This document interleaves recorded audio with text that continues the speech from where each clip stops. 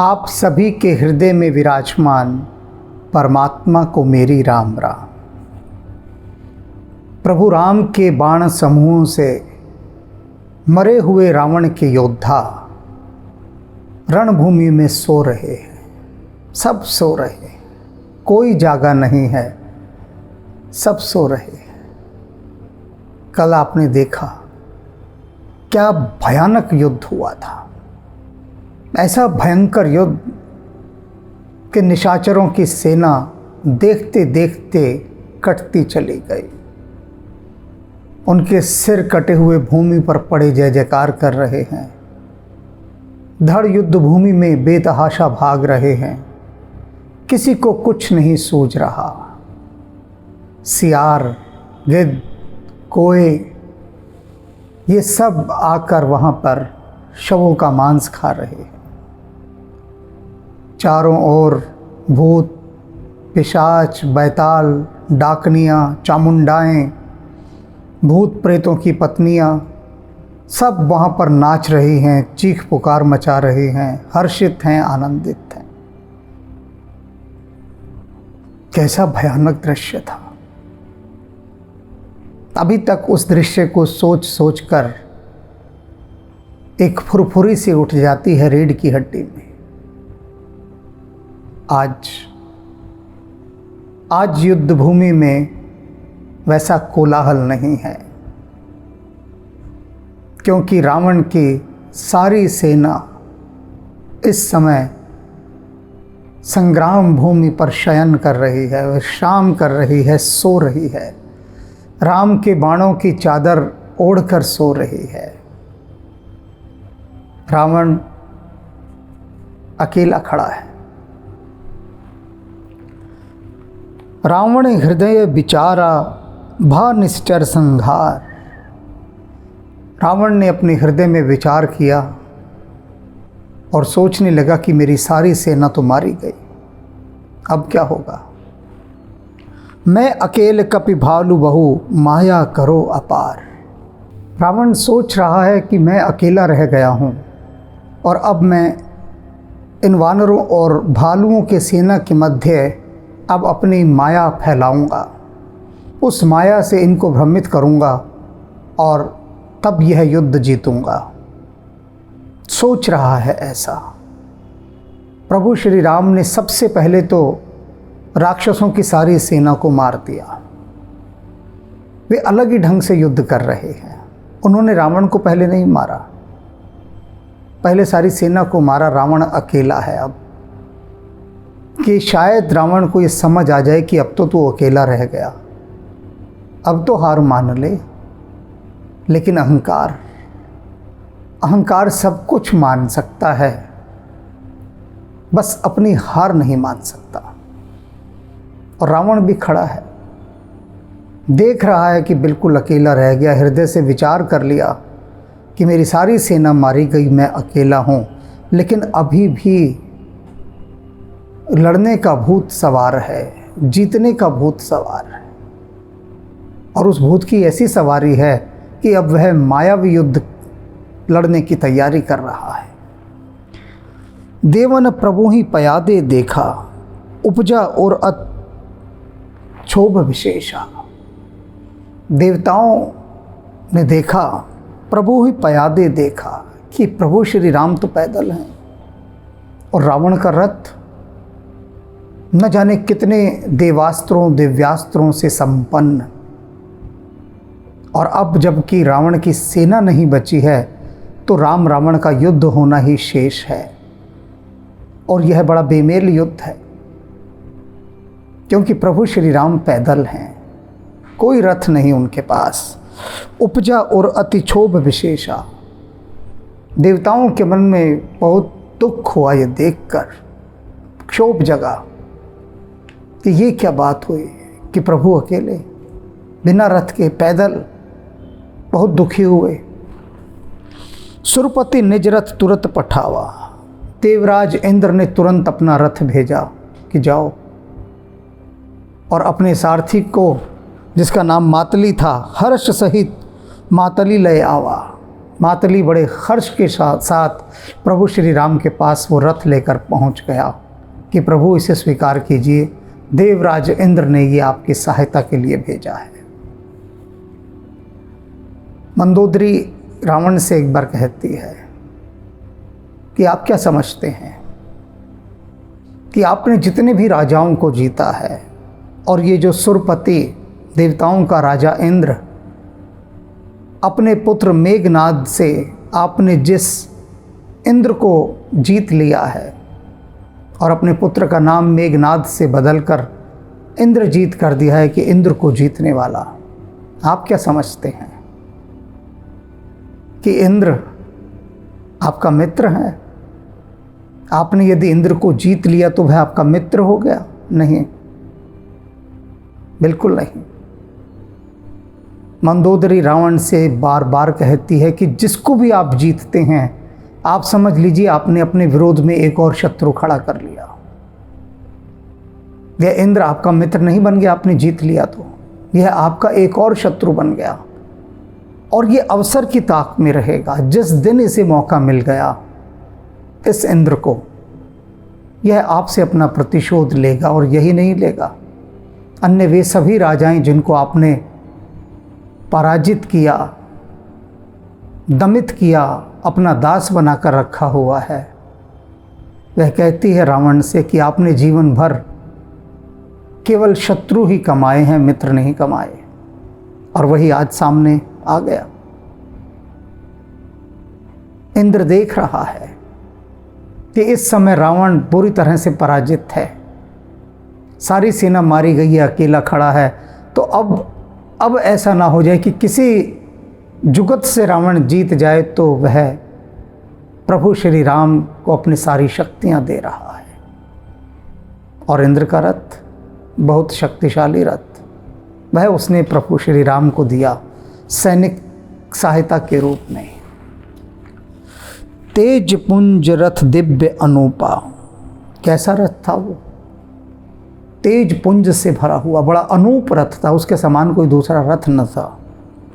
हर्ष चढ़े कौशलपुर भूपा, कौशलाधीश प्रभु श्री राम ने उस रथ को स्वीकार किया और उस पर चढ़ गए। बिना रथ के भी वे लड़ सकते थे, किंतु देवराज इंद्र यदि सहायता भेज रहे हैं तो उनका भी मान रखना है, अनादर नहीं करना। उन्हें भी श्रेय देना है कि कल को देवराज इंद्र यह कहे कि अरे मैंने उस युद्ध में रथ ना दिया होता ना तो राम कभी ना जीतते, मेरे रथ के प्रभाव से वे जीते हैं। तो देवराज इंद्र को भी थोड़ा श्रेय देना है। सबको श्रेय दिया प्रभु ने युद्ध जीतने का, स्वयं नहीं लिया। तो कहा ठीक है, स्वीकार, और उस रथ पर आरूढ़ हो गए। चंचल तुरंग मनोहर चारी, 4 घोड़े थे उस पर, बहुत ही चंचल, चंचल माने एक्टिव, हाइपर एक्टिव, और मनोहर, मन को हर लेने वाले, सुंदर भी, शक्तिशाली भी, अजर अमर मन सम गतिकारी, ऐसे रथ के ये घोड़े थे। इन घोड़ों की विशेषता थी कि अमर थे, अजर थे और मन की गति से भी अधिक तेज चलने वाले थे। रथारूढ़ रघुनाथ ही देखी, धाये कपि बल पाए विशेषी। अब वानरों ने देखा कि प्रभु श्री राम ऐसे दिव्य रथ के ऊपर आरूढ़ हो गए, तब तो उनका उत्साह और बल और भी बढ़ गया, हिम्मत बढ़ गई, पुरजोश हो गए। सही न जाए कपिन कई मारी, तब रावण माया विस्तारी। रावण ने देखा कि राम दिव्य रथ पर आरूढ़ हो गए और ऊपर ये वानर सेना, ये तो सिर्फ मारना ही जानती और कुछ नहीं जानती, बड़ी भयंकर है। सही न जाए कपिन की मारी, यानी इनकी मार नहीं सही जा सकती इन वानरों की। देख चुका था ना रावण, जब यज्ञ कर रहा था तो कैसे लात मार रहे थे, दांत से काट रहे थे, और वानरों की मार देख चुका है वह। हनुमान जी लंका में गए थे, क्या मार मार कर आए थे। फिर अंगद गया, उसने भी क्या मार मारी वहाँ पर। तो 2 वानरों की मार रावण देख चुका था। तो अब क्या कह रहा है? सही न जाए कपिन कई मारी, कि इन बंदरों की मार नहीं सही जा सकती। तब रावण माया विस्तारी, तब रावण ने अपनी माया फैलाई। क्या माया फैलाता है? सो माया रघुबीर ही बाँची। उसने जो माया बाँची वो सिर्फ प्रभु श्री राम को नहीं लगी, सबको लगी, किंतु मायापति प्रभु श्री राम, उन्हें भला माया कैसे व्याप्त थी? उन्हें छोड़कर सब उस माया से प्रभावित हो गए। माया क्या थी? लक्ष्मण कपिन सो माने साची। यहाँ तक कि लक्ष्मण जी को भी वो माया लग गई जाकर। सारी वानर सेना और लक्ष्मण जी सभी उस माया से प्रभावित हो गए। उस माया ने लक्ष्मण जी को भी नहीं छोड़ा, उन्हें भी लपेटे में ले लिया और वे भी लपेटे में आ गए, माया से प्रभावित हो गए। देख कपिन निशाचर अनी, अनुज सहित बहु कौशल धने। क्या देखा वानरों ने राक्षसों की सेना में? वानरों ने देखा कि जो राक्षसों की सेना है, थोड़ी बहुत जो भी बच गई थी, ये सब माया है। माया से फैलाई रावण ने वो सेना राक्षसों की, और उनके बीच में देखा उन्होंने प्रभु श्री राम और लक्ष्मण जी खड़े हैं। दोनों राम लक्ष्मण दोनों वानरों की सेना के बीच में खड़े हैं। अब कैसे मारे, किसे मारे? माया ऐसी, जहाँ देखो वहीं राम लक्ष्मण दिखाई दे रहे हैं। अब राम लक्ष्मण को तो वानर सेना मारेगी नहीं ना, हाथ ही नहीं उठेगा, मारना तो दूर की बात है। बहु राम छबिन देखी मरकट, भालू मन अति अपडरे। भालुओं ने, वानरों ने चारों तरफ राम और लक्ष्मण की जब छवि देखी तो बहुत डर गए, घबरा गए।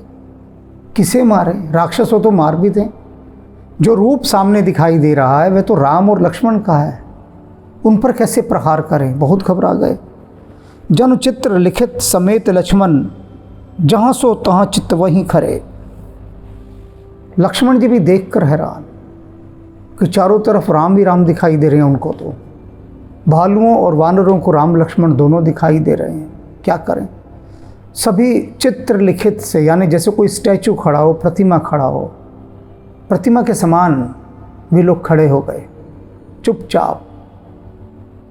चित्र लिखित लाइक ए स्टैचू, पत्थर की मूर्त के समान आश्चर्यचकित खड़े होकर वो देखने लगे। अब चुपचाप खड़े तो कोई भी मार जाए आके। अगर मायावी वो राम और लक्ष्मण मारने आए वानरों को, भालुओं को, तो उनसे अपनी रक्षा थोड़ी ना करेंगे वानर भालू, खड़े रहेंगे कि मार दो हमें। लेकिन हम प्रभु राम और लक्ष्मण के आगे शस्त्र नहीं उठाएंगे। इसे रूप की महिमा कहते हैं। देखिए, साकार की महिमा कि अगर माया भी रच दी रावण ने, राम और लक्ष्मण के प्रतिबिंब यदि मारने भी दौड़ते आ रहे हैं, तो भी वानर और भालू शस्त्र नहीं उठाएंगे, उन पर प्रहार नहीं करेंगे, क्योंकि पता नहीं इनके बीच में कौन से असली हों। इसलिए उठाना ही नहीं, हम मर जाएंगे लेकिन उठाएंगे नहीं। इसे रूप की महिमा कहते हैं, आकार की महिमा, उसका सम्मान। निज सेन चकित बिलोक हंस, सर चाप सज कौशल धनी। माया हरि हर निमिष महु, हर्षि सकल मरकट अने।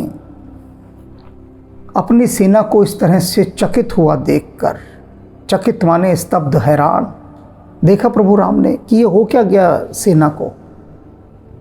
ये सारी वानर सेना, ये सब भालू और लक्ष्मण सब पत्थर की मूर्त बन के खड़े हो गए हैं। ऐसा क्या देख लिया इन्होंने? कोई एक्शन नहीं, बिल्कुल स्टिल खड़े।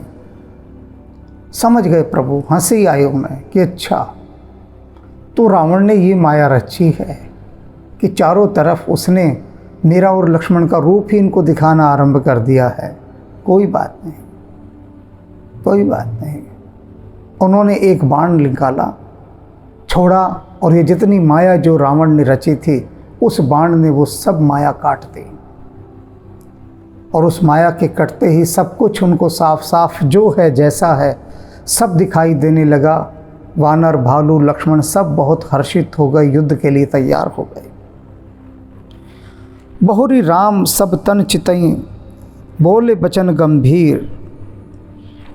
तब प्रभु राम ने सबकी ओर देखा, वानरों की ओर, भालुओं की ओर, लक्ष्मण की ओर, और बहुत गंभीर वाणी में उनसे बोले, द्वंद्व युद्ध देखूं सकल, शमित भय अतिवीर। बोले मेरे वीरों, तुमने बहुत पुरुषार्थ किया, युद्ध किया, इतना थक गए होगे, अब निश्चित रूप से थक गए होगे। ऐसा करो, अब सब बैठ जाओ, विश्राम करो, अब किसी को लड़ने की आवश्यकता नहीं। युद्ध क्षेत्र में अब रावण है और मैं हूँ, अब तुम बैठकर मेरा और रावण का द्वंद्व युद्ध देखो। बैठो आराम से, बहुत लड़ लिए, अब थोड़ा खेल देखो। अब सिर्फ दो लड़ेंगे, मैं और रावण, और तुम सब दर्शक बनकर देखो, विश्राम करो। अस कह रथ रघुनाथ चलावा। ऐसा कहकर प्रभु श्री राम ने मातली से कहा, तुम रथ चलाओ। विप्र चरण पंकज सिर नावा। और उन्होंने मन ही मन ब्राह्मणों के चरण कमलों का स्मरण करके उनको प्रणाम किया। देखिए, कार्य पर जा रहे हैं युद्ध के, और ब्राह्मणों का आशीर्वाद ले रहे हैं। सबसे पहले सर्वप्रथम काम उनका आशीर्वाद लिया, और उस फिर मातली से कहा कि अब रथ चलाओ। तब लंकेश क्रोध उर छावा, गर्जत तरजत सन्मुख धावा। प्रभु श्री राम के रथ को आते हुए देखकर वह जो लंकेश था, रावण था, बहुत गरजने लगा, ललकारने लगा, क्रोध से भर गया। जितहूँ जे भट्ट संजुग माही, सुन तापस मैं तिनसम नाही। और क्रोध में चिल्लाकर राम से क्या कहता है कि अरे ओ तपस्वी सुन। राम को क्या कह रहे हैं? रावण जी तपस्वी, सुन रहे हैं? सुन रहे हैं ना सब? और आप सुन रहे होंगे कि बड़ा सम्मानजनक संबोधन रावण दे रहा है। नहीं, सम्मानजनक नहीं दे रहा, वो गाली दे रहा है। रावण क्या कह रहा है कि सुन तापस, अरे ओ तपस्वी सुन। जित हे भट्ट संजुल माहे, युद्ध में तूने आज तक जितने भी योद्धाओं को मारा है ना, जितने भी, मैं तिनसम नाही, मैं उनके जैसा नहीं हूँ। तो बड़ा वीर समझ रहा होगा अपने आप को तपस्वी, कि तूने बड़े बड़े योद्धा मारे, युद्ध के अंदर मारे होंगे, मैं उन जैसा नहीं हूँ। और भगवान राम को तपस्वी कहकर वह उन्हें गाली दे रहा है। तपस्वी कोई रावण के मुख से कहते समय ये शोभायमान शब्द नहीं है। हम और आप जब कहते हैं मुरलीधर, हम भक्ति भाव से कहते हैं। हम जब कहते हैं गोपाल, हम भक्ति भाव से कहते हैं। लेकिन जब मुरलीधर और गोपाल यही शब्द जब शिशुपाल कहता है, तब वह भगवान कृष्ण के लिए गाली होती है। जिस काल में भगवान कृष्ण थे, उस काल में अगर किसी क्षत्रिय राजा को भगवान कृष्ण को गाली देनी होती थी, तो वो कहता था, ओ मुरलीधर, अबे ओ मुरली बजाने वाले, तू है क्या? ओ गोपाल, ओ ग्वाले, तेरी एक हैसियत क्या है? गाय चराने वाला है तू, ग्वाला। तो उस समय ये शब्द हम जब कहते हैं रणछोड़ दास जी, जी लगाते हैं रणछोड़ दास जी, उस समय के क्षत्रिय राजा कहते थे, अबे वो रणछोड़ दास, गाली देने के लिए। और भगवान कृष्ण की महिमा देखिए, जितनी गालियां उनको दी गई, जितनी गालियां, हर गाली को उन्होंने अपना गहना बना लिया। आप सोच भी नहीं सकते होंगे कि ये शब्द गालियों के लिए इस्तेमाल होते थे। मुरलीधर करता क्या है? सारा दिन मुरली बजाता घूमता रहता है। ये ग्वाला, ये जो युद्ध में भाग जाता है, रणछोड़। लेकिन हर शब्द ये जीवन में कितना कुछ सिखाता है, पर सीखना कोई चाहे तब ना। यहाँ तो सारे ज़िद्दी बैठे हैं, बस छोटे छोटे से रीति रिवाजों में उनमें अटके रहते हैं, भटके रहते हैं, वही लड़ते झगड़ते रहते हैं। ये खाना चाहिए, वो नहीं खाना चाहिए, ऐसे नहाना चाहिए, वैसे नहीं नहाना चाहिए, इन सब बातों में पड़े रहते हैं। ये नहीं देख रहे यहाँ कि कोई तुमको गाली दे तो गाली को भी सिर माथे पर ऐसे सजा लो कि वो तुम्हारा आभूषण बन जाए। भगवान कृष्ण की ये पता ही नहीं किसी को कि ये गाली है। जैसे ये तापस, जब कोई ऋषि राम को कहे कि हे तपस्वी, तो समझिएगा कि बड़ा सम्मान सूचक शब्द है। जब रावण कह रहा है तपस्वी, तो इसका मतलब क्या है कि वो कंगले हो भिखारी, इसका ये मतलब है। रावण कोई सम्मान में नहीं कहता था तापस, ये तपस्वी लोग, वन वन भटकने वाले, तो कहता है अरे वो तपस्वी। तो उन्हें जितने भी योद्धा आज तक मारे, मैं उनके जैसा नहीं। रावण नाम जगत जस जाना, मैं रावण हूँ, सारा संसार मेरा यश जानता है। लोकप जाके बंदे खाना, अरे बड़े बड़े लोकपाल मेरे कारागार में पड़े सड़ रहे हैं। तपस्वी, तेरा पाला आज रावण से पड़ा है। खर दूषण विराध तुम मारा, तूने खर को मारा, दूषण को मारा, विराध को मारा। बध्यों ब्याग इव बाली बिचारा, और वो बाली बिचारा, उस बाली को तो तूने शिकारी के समान मारा छुपकर। निश्चर निकर सुभट संहार्यों, कुंभकर्ण घननाद ही मार्यों। बड़े बड़े राक्षस योद्धाओं के समूहों को तूने मारा, कुंभकर्ण को मारा, मेघनाद को भी मारा। आज बैरु सब लेहूं निबाहे, आज जितने सब मारे गए ना, सबके बैर का बदला मैं आज लूँगा, सबका निपटारा कर दूंगा, सबको निभा दूंगा। जोरन भूप भाज नहीं जाएं, अरे वो सुन राजा, अयोध्या का राजा है ना तू, ये भी व्यंग्य में कह रहा है राजा कि सुन राजा, आज इन सब का बदला लूँगा मैं, अगर तू भागा नहीं तो। ये जो वानर सेना लेकर आया, भालुओं की सेना, तो इन सब का राजा बना घूम रहा है ना आज। ठहर जा, बस तू भागना मत, और फिर देख मैं कैसे इन सब का बदला लेता हूँ। आज कर हूँ खल काल हवाले, आज निश्चित रूप से मैं तुझे काल के हवाले कर दूंगा। पर हूँ कठिन रावण के पाले, तुम आज इस बड़े भयंकर रावण के हत्थे चढ़े हो, उसके पाले पड़े हो। आज नहीं बचोगे तुम राम, मैं तुम्हें काल के हवाले करके छोड़ूंगा। तुम नहीं जानते तुम्हारा आज किससे सामना होने वाला है। अब रावण की बातें आप सभी सुन रहे हैं, उसकी वीरता की, उसके शौर्य की गाथाएं, और किस प्रकार से वह भीतर से डरा हुआ है और प्रभु श्री राम को डराने का असफल प्रयास कर रहा है, सब सुन रहे हैं आप। वह आज बड़ी बड़ी बातें कर रहा है, वीरता की, डंका बजा रहा है, अपना ढिंडोरा पीट रहा है। कल आपको सब पता लग जाएगा कि रावण में कितना बल है। आने वाला समय सब बता देगा। अभी तक तो रावण बोल रहा है ना, अब प्रभु राम की बोलने की बारी है। अब वे उससे कहेंगे, उसकी इन सब बातों को सुनकर उसका उत्तर देंगे। क्या उत्तर देंगे ये तो आप सब जान ही गए होंगे कि ये उत्तर आज नहीं कल मिलेगा।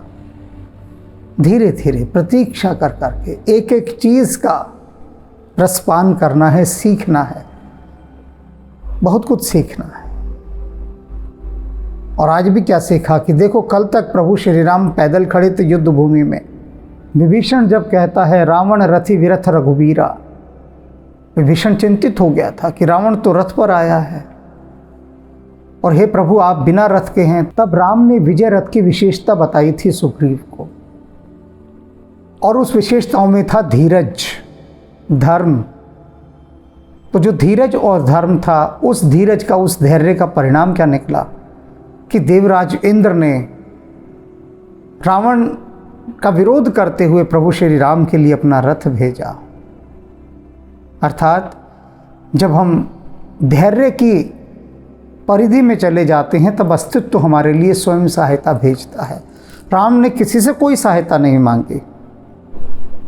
आवश्यकता थी या नहीं थी यह एक भिन्न विषय है, लेकिन किसी से सहायता नहीं मांगी।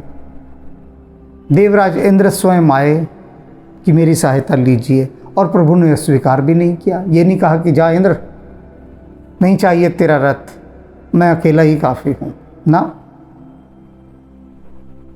सम्मान कोई दूसरा लेकर आया है, सहायता देने के लिए प्रस्ताव, और उस रावण के प्रति जो उस समय आतंक का प्रतीक है और कोई सहायता करना चाहता है, अपना भय त्याग कर निर्भय होकर आगे बढ़ना चाहता है, तो उसका स्वागत होना ही चाहिए। और वह स्वागत किया। प्रभु श्री राम ने उसका रथ स्वीकार किया।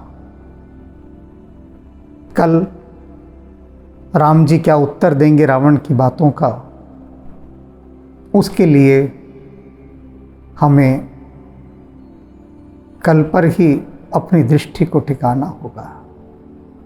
राम राम। अवस्था त्रैगोतीता माया रहित स्वरूपा बालैक ब्रह्मचारी असुरारी स्वरण शैल समरूपा त्रिपुरारी खरारी शिव अवतारी सर्वसिद्धि निधि पुंजा बलवेक पराक्रम मति गुण आदिक नमत तोर पद कंजा नमत तोर पद कंजा।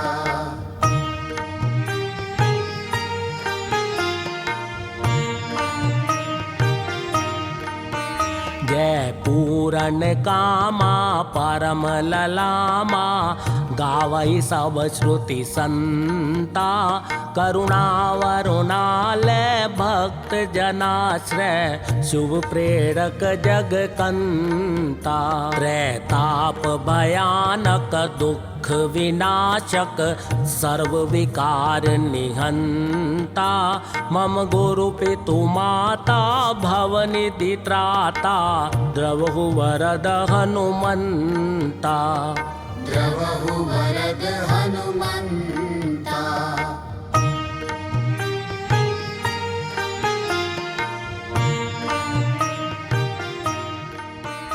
जय मंगल मूर्ति राम अयन जय सद्गुण सन